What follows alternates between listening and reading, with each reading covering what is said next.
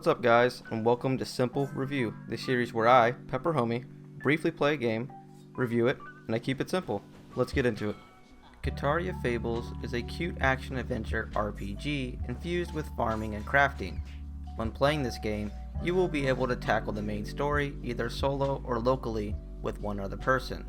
In this story, you are tasked by the Empire to investigate why the wildlife has become very hostile and to protect the citizens. At this point, you move into a house right outside of town and you will have free roam of the land.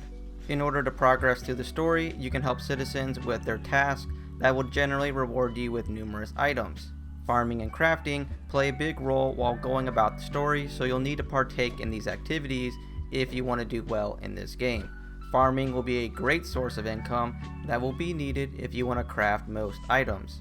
Crafting can cost a good amount of money, but will also require some resources obtained from normal gameplay, such as defeating monsters or harvesting wood and minerals. Some items you can expect to craft are wings, armor, and weapons.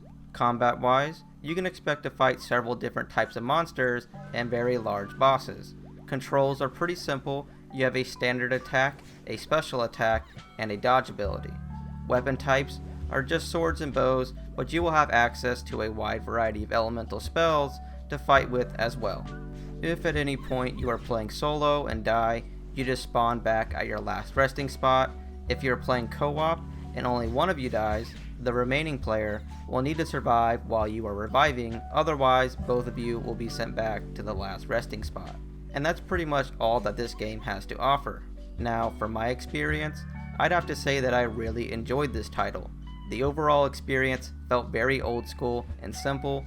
You won't find any overwhelming game mechanics or a huge skill tree. Everything is classic and not that involved, which really works in this game. This game does offer some very heavy storytelling, but it also offers a pretty informative quest system that will allow you to play the game just fine if you want to skip all the dialogue. The game does start off pretty slow, but once you make it to the second city, things will start to pick up and you'll have more access to the cooler features in this game.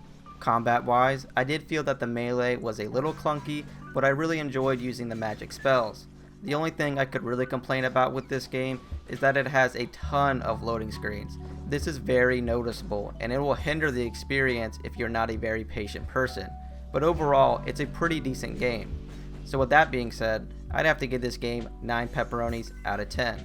Kitaria Fables offers a well-designed action RPG experience that will surely please those looking for a nostalgic RPG. And that'll do it for this review. If you found this review helpful, or you would like to see more reviews, please leave a like, subscribe, and check out my channel where I post game reviews and guides daily.